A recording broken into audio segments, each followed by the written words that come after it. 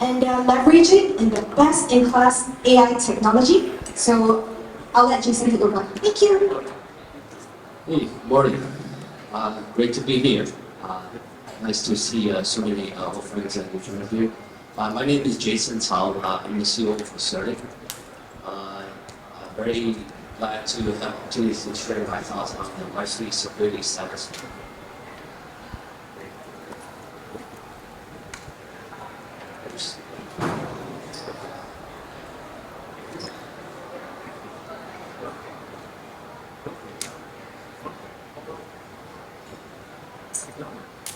I guess it's just first.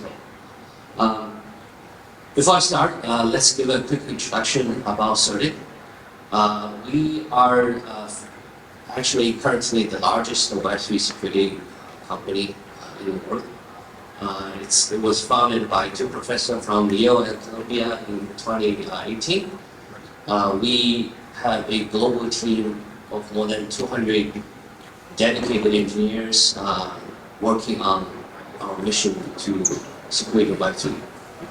And for us, we are backed by some of the top VC investors like Sequoia, Tiger, and some partners.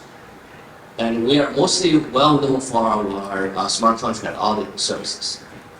And so far, we have served more than 4,000 projects, found more than 60,000 vulnerabilities, helped secure 360 billion digital assets. And plus, we clearly understand our mission in the industry. So what we are trying to do is we're trying to provide a suite of services and tools to help projects secure their work. And when I say a suite of product and services, it's actually way beyond the smart contract audit. We're mostly well known for that. Today, I'm actually going to talk about things like beyond smart contract audit.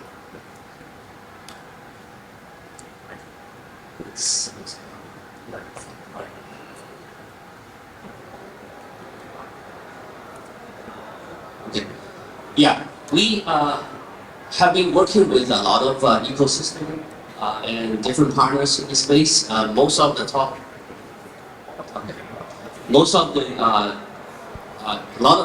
projects actually are customers. I think many of logos we already know very well.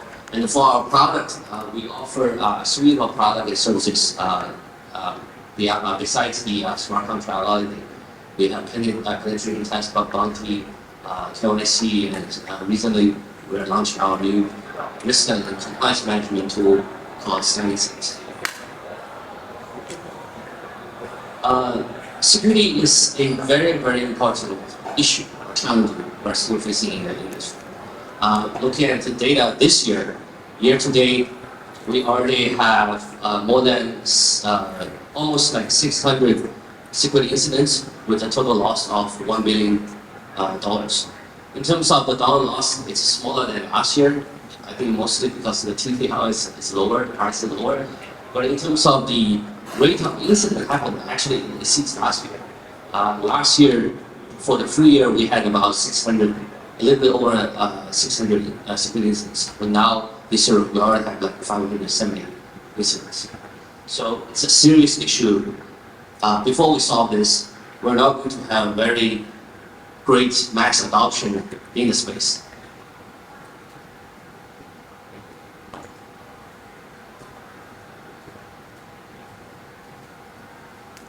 Okay, so there have been a lot of study on smart contract audit, smart contract security. But our view for the security is actually this is just a very important, but this is only part of the security. For us to have a very well security project, you have to apply security practice and tools through the whole project lifecycle, right? So smart contract audit is very important before you launch the project. You have to have very thorough assessment of security code, make sure there's no vulnerability, and then nothing is 100% sure. So when you are running project online, you will still need some other tools to help you constantly scanning, reviewing, and alerting you of any abnormal activity, kind of build a threat intelligence, and also provide the best kind of transaction protection you can have for the project. So I listed some of the possible tools that we can use through the different project life cycles. Some of them we're actively developing, and some of them we don't. I think the industry as a whole are trying to work on the best solution we have. And still, the industry is at a very nascent stage. So a lot of things still being worked on and being developed. And then, so after project went online, even you have the best learning monitoring, you have even potentially one day we have the transaction blocking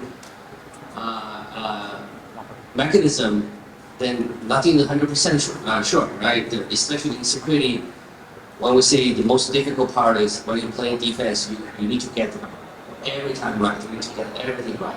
When you're playing offense, you're a hacker, you only need to get it right at one time. So that's kind of the unbalanced landscape we're playing with. So there could be still security incidents. When security incident happens, you need to proper incident response.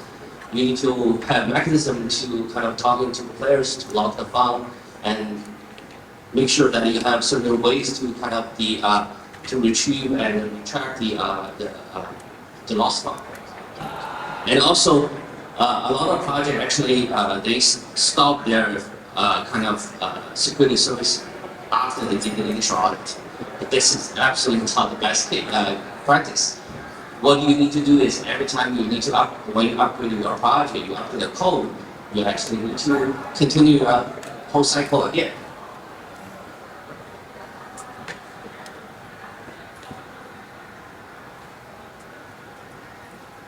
For us, we believe that helping developers to secure their projects is a very, very important piece of puzzle we have to solve for the industry. But in the meantime, we also believe we have a responsibility to try to bring more transparency and trust into it. So security is sometimes very hard to understand. Just to give you a very simple example, what does an audit mean? What does audit report mean? A lot of people feel like audit report is approval, like the stamp of approval was an audit report, everything's good. That's absolutely not the case. You need to understand what's the content of the audit report. You look at what are issues still being resolved, right? And sometimes because we lack of the industry standard, we sometimes could even have a situation where, okay, we have a version of code being audited, but then another version being launched online. So that's why we need to have kind of the mechanism to verify the contract being launched is the same as the version being audited. You also have certain situations where only a small piece of the code is audited, but then there's a larger scope that hasn't been audited. So these are the things we are trying to present in our security report. Basically, we try to present as much as detailed information about project security stance. In the meantime, try to evaluate of different dimensions, but synthesize into an easy to understand security software. And for a lot of retail users, you can look at this as a reference. If you want to deep, you can look at different aspects of the data in detail. So you can go to our website. You can look at it. We have evaluated more than 12,000 projects in detail, and we're still adding more different dimensional data, adding more project leaderboards. So, for us to have a mass adoption for blockchain, it's really you need to have security, you need to have trust. So people need to feel safe that when they're playing these things, they put their money into all these different projects, that's safe. So I hope from my discussion, kind of people get an idea like why it's important to have the whole life cycle security practice, and also kind of we need to present in a way that it's easily understandable to the community, right? Then let's change the perspective a little bit. Let's look at it from what are the real risks we're seeing in the recent incidents. Like I said, today actually I want to talk about things like beyond smart contract audit, beyond smart contract risk. And this is the latest data we have from July incidents. In these major incidents, we actually find the top ones are not really about smart contract risk. It's about like centralization issue, supply chain risk, inside threat, like infrastructure risk. So how do we solve these problems? So we are trying to solve some of the problems. We need more players to come together to define the standard and to define what to be done in the space to solve these problems. And just to give an example, what we have done in this area is we actually recently spent a lot of energy on studying the infrastructure risk. You can find those news on the website. We found a very serious Rust-based RPC node-related security issues for SUI laptops and some other projects. And then to us, we need to secure every piece of the system. Then you can make it smart.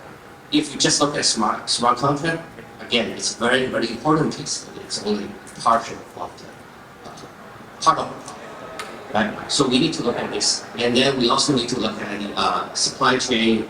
There's most recent very famous hack about curve. That's because the Viper compiler version is not right. People use older version, right? These are the things that we kind of have to work together to find the best solution. And then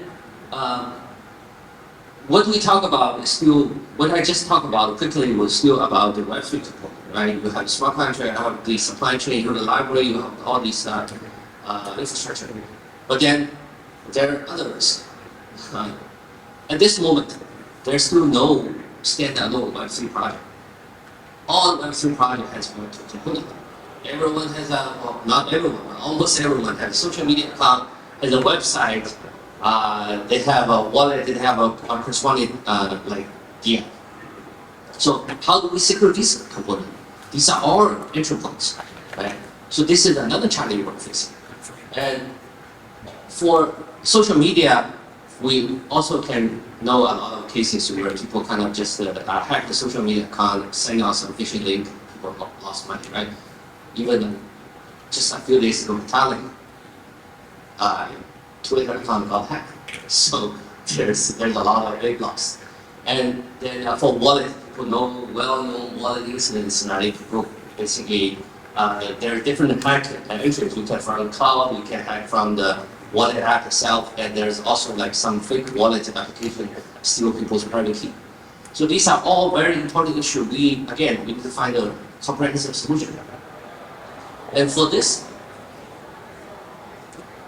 we also recently spent a lot of energy on focusing on the wallet security, because we think the wallet is a very, very important piece, especially for individual users.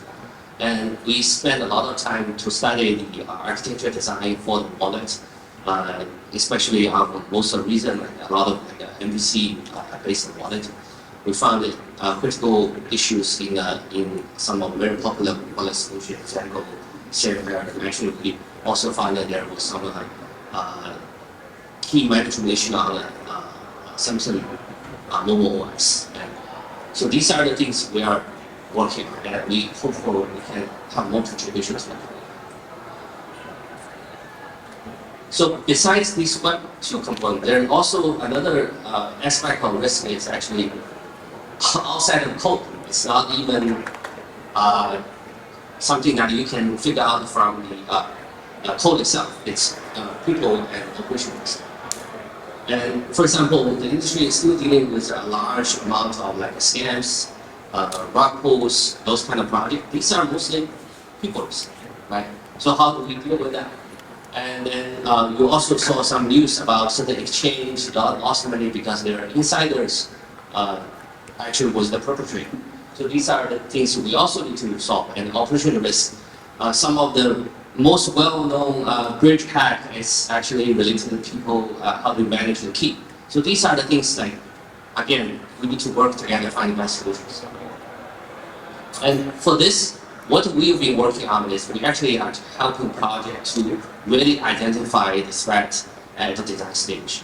And security is about basically you need to really think about it at the design stage, and it's a full life cycle practice. It's not like you do it on the patch.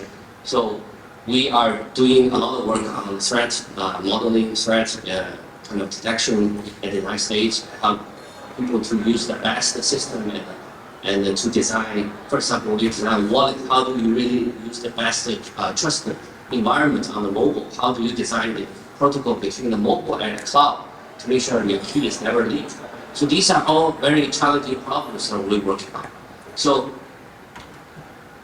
in summary, what the key message I'm trying to convey today here is the security is a very big scope of issues in the Web3, and we need more comprehensive solution. And also we need to practice this whole life cycle security practice to make sure that we can secure the projects. And we look forward to working with many projects who like to kind of secure their